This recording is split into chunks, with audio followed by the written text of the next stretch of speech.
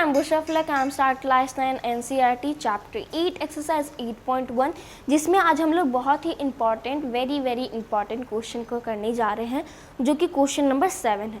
तो ये क्वेश्चन बोल रहा है कि ABCD is trapezium in which AB parallel CD and AD equals to BC। ठीक है, तो इस क्वेश्चन में बोला जा रहा है कि ABCD एक ट्रैफिजियम है, ठीक है, जिसमें AB जो है वो पैरेलल है CD के और AD जो है वो BC के इक्वल है। ठीक है, तो हम लोगों को शो करना है कि एंगल AB के इक्वल, एंगल CD के इक्वल और ट्रायंगल को भी प्रूव करना है, तो हम लोग बाद में देखेंगे। ठीक है, तो इसमें हम लोगों को कुछ हिंट भी दे दिया है। हिंट में हम लोगों को दिया गया है कि extend AB and draw line through C parallel to the DA। तो यहाँ पे मैंने शॉर्ट में आपको लिख दिया कि कंस्ट्रक्शन करना है कि ड्रॉ और AD पैरेलल CE, मतलब AD के पैरेलल CE को एक लाइन ड्रॉ करना है। यही हम लोग को हिंट में दिया और ये मैंने यहाँ पे कंस्ट्रक्शन के थ्रू लिख दिया।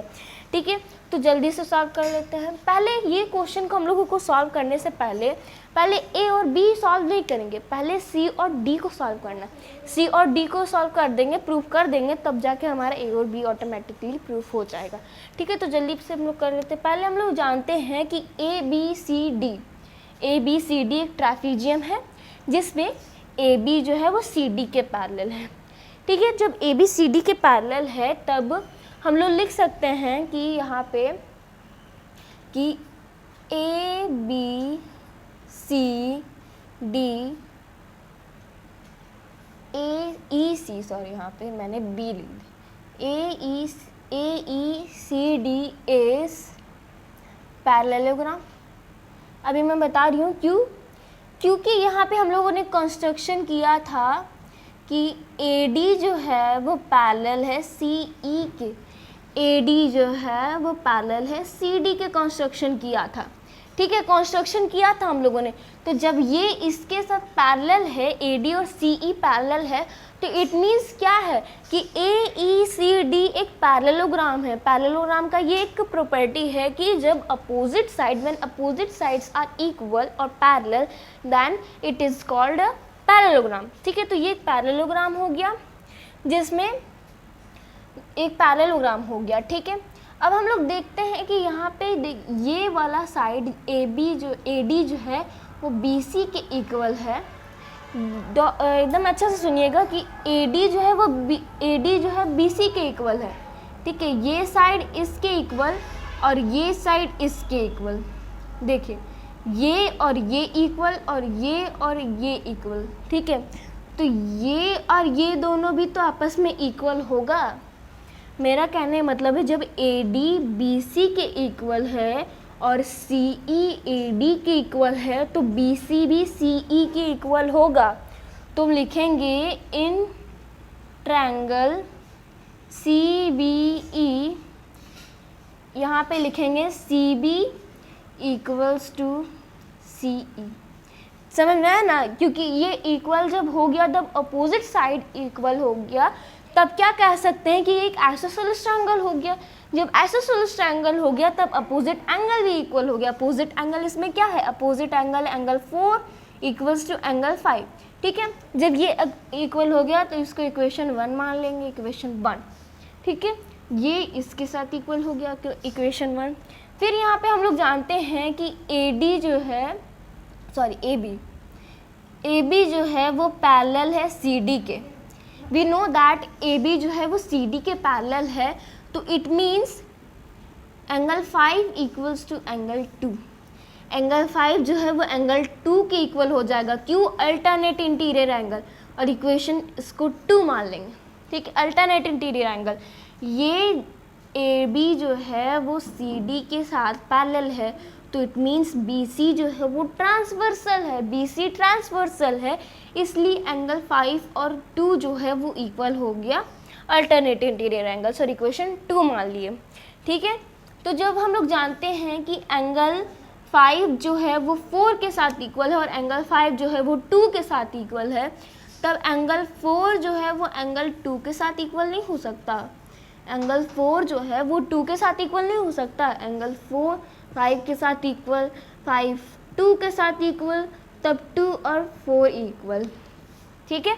तब 2 और 4 इक्वल हो गया और इक्वेशन 3 मान लिए। फिर हम लोग क्या कंक्लूड करते हैं इक्वेशन 3 से, हम लोग इक्वेशन 3 से ये कंक्लूड करते हैं कि ये साइड और इसके इक्वल हो गया, ठीक है। उसके बाद अब क्या होगा, पहले हम लोगों ने प्रूफ कर लिया 4 और 5 इक्वल प्रूफ कर लिया, उसके बाद 5 और 2 इक्वल प्रूफ हो गया, उसके बाद 4 और 2 इक्वल प्रूफ हो गया, ठीक है। तो इट मीन्स जब ये क्या बोलते हैं 2 सबके साथ इक्वल और 5 सबके साथ इक्वल, तब हम लोग ये भी कह सकते हैं कि ये एक पैरेललोग्राम है, तो हम लोग ये भी कह सकते हैं कि एंगल 1 जो है वो एंगल 4 के साथ इक्वल है। एंगल 1 और 4 इक्वल हो गया, ठीक है। एंगल 1 और 4 इक्वल हो गया, क्यों? क्योंकि ये पैरेललोग्राम है। ये इक्वेशन 4 ये एक पैरेललोग्राम है, तो एंगल 1 और 4 इक्वल हो गया। इक्वेशन 4 यहाँ पे लिख लेंगे कि AECD इज पैरेललोग्राम। यहाँ पे थोड़ा सा इरेज कर लेते हैं। पैरेललोग्राम एंगल क्या था, एंगल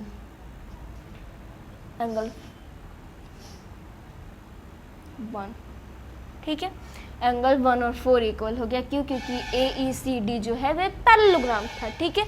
यहाँ तक देख लीजिए, कोई दिक्कत नहीं है, यहाँ तक बिल्कुल क्लियर है, ठीक है। फिर अब हम लोग देखते हैं कि इक्वेशन 3 और 4 से हम लोग क्या कंक्लूड करते हैं। यहाँ पे लिखेंगे फ्रॉम 3 एंड 4। 3 और 4 से हम लोग क्या कंक्लूड करते हैं कि एंगल 1 जो है वो 4 के इक्वल हो गया है, और 4 जो है वो मतलब सॉरी यहाँ पे थोड़ा डिफरेंट, 4 जब है 2 के इक्वल हो गया और 1 और 4 के साथ इक्वल हो गया, तो इट मीन्स एंगल 1 जो है वो एंगल 2 के साथ इक्वल हो गया, मतलब एंगल D जो है वो C के साथ इक्वल हो गया ना इक्वल। यहाँ पे देख लीजिए, एंगल 4 जो है 2 के साथ इक्वल और एंगल 1 जो है 4 के साथ इक्वल, इट मीन्स 1 और 2 भी इक्वल। अब ये हो गया angle C equals to angle D। ये हम लोगों ने दूसरा वाला प्रूफ कर दिया, ठीक है। अब इसको मान लेंगे इक्वेशन 5। बहुत इक्वेशन मानना पड़ रहा है, तो डोंट बी कंफ्यूज। इक्वेशन 5 मान लेंगे C और D जब इक्वल हो गया, ठीक है। C और D को नहीं मानेंगे, यहाँ पे एंगल 2 और 1 को मानेंगे, ठीक है। फिर यहाँ पे देखते हैं कि angle 2 plus angle 6 equals to 180 degree, ठीक है। 2 plus angle 6 equals to 180 degree, क्यों? क्योंकि ये को इंटीरियर एंगल, यहाँ पे लिखेंगे को इंटीरियर एंगल, ठीक है, को इंटीरियर एंगल। उसके बाद फिर लिखेंगे angle 6 equals to 180 degree minus angle 2, क्योंकि हम लोगों को B और A प्रूफ करना है, तो B को इधर रखेंगे, एंगल 6 को इधर रखेंगे और 80 माइनस 2, ठीक है। फिर लिखेंगे अगेन या फिर similarly angle 1 plus angle 7 equals to 180 degree. इसका भी रीज़न वही है, को इंटीरियर एंगल, मैंने शॉर्ट में लिख दिया को इंटीरियर एंगल। फिर यहाँ पे एंगल 1 प्रूफ करना है, तो angle 1 equals to 180 degree minus angle 7, ठीक है। एंगल सॉरी यहाँ पे मैंने गलत लिख दिया, उल्टा हो गया, एंगल 7 और एंगल 1, ठीक है, ठीक है, हाँ ठीक है। फिर यहाँ पे इक्वेशन इसको मान लेंगे 6, 5 हो गया, यहाँ पे इक्वेशन मान लेंगे 6 और ये इक्वेशन हो गया 7। बहुत इक्वेशन मानना पड़ रहा है, ठीक है। फिर यहाँ पे लिखेंगे फ्रॉम 5, 6 एंड 7, और यहाँ पे मैंने 3 इक्वेशन लिया है, 1 और 2 इक्वल है। पहला इक्वेशन 5, 6, 7 से हम लोग क्या कंक्लूड करते हैं कि एंगल 7 जो है वो एंगल 6 के इक्वल, मैंने अभी समझा रही हूँ, 7 जो है एंगल 6 के इक्वल, मतलब एंगल A जो है वो एंगल B के इक्वल। वेट, ठीक है, देखिए मैं अभी यहाँ पे शुरू से बता रही हूँ। देखिए यहाँ पे क्या हुआ कि यहाँ से फ्रॉम इक्वेशन 1 और 4, यहाँ पे 1 और 4 तो इक्वल हम लोगों ने प्रूफ करवा दिया। उसके बाद फिर यहाँ पे देखिए यहाँ पे क्या हुआ, 3 और 4 से हम लोगों ने कंक्लूड किया कि जब दोनों में 4 इक्वल है तो 1 और 2 भी तो इक्वल हो जाएगा ना। 1 और 2 ये दोनों भी इक्वल हो गया, ये समझ में आ गया। इसका मतलब C और D इक्वल हो गया, ये C और D 2 नंबर प्रूफ हो गया और ये 1 नंबर भी नीचे प्रूफ हो गया। फिर यहाँ पे लिखेंगे कि एंगल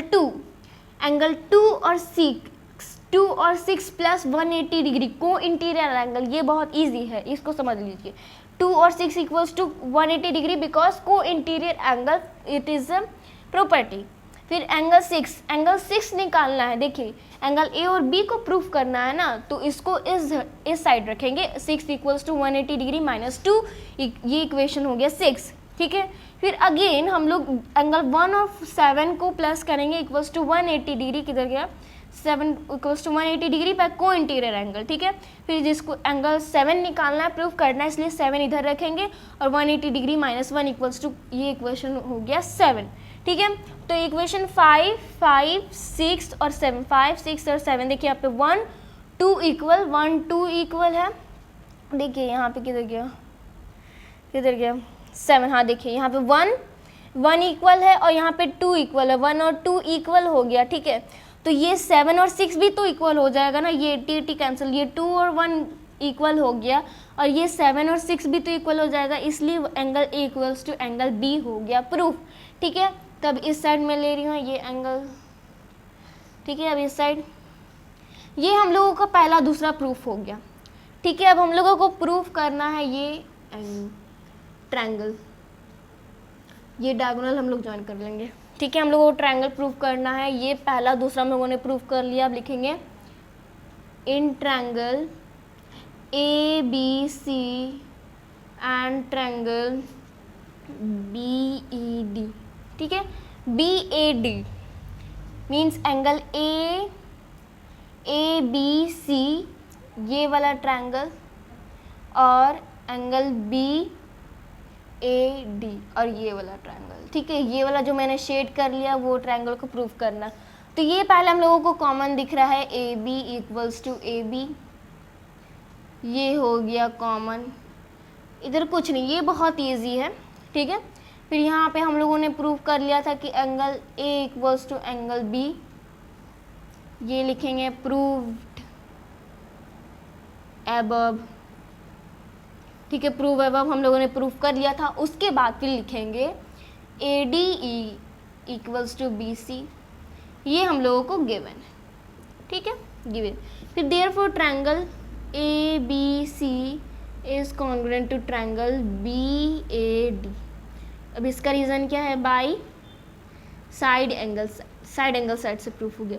जब ये प्रूफ हो गया तो देयरफॉर हम लोग प्रूफ कर सकते हैं कि AC equals to BD by CPCT, ठीक है। तो ये हम लोगों का 3rd नंबर प्रूफ हो गया और ये हम लोगों का 4 नंबर, और कहाँ, हाँ ये हमारा 1st नंबर और ये हमारा 2nd नंबर, ठीक है। ये 2nd नंबर प्रूफ हो गया शुरू से। यहाँ पे 1 ही लिखेंगे, यहाँ पे 1 लिखेंगे और यहाँ पे 1 लिख देंगे और यहाँ पे 2nd, ताकि ये समझ में आए, ठीक है। तो ये बहुत ही इम्पॉर्टेंट और बहुत ईजी तो नहीं है, लेकिन बहुत इम्पॉर्टेंट है। तो आज के इस वीडियो में ये पूरा एक्सरसाइज कंप्लीट होता है। तो अगर आप लोगों को मेरा वीडियो अच्छा लगे तो आप मेरे चैनल को सब्सक्राइब कीजिए, लाइक कीजिए और शेयर कीजिए।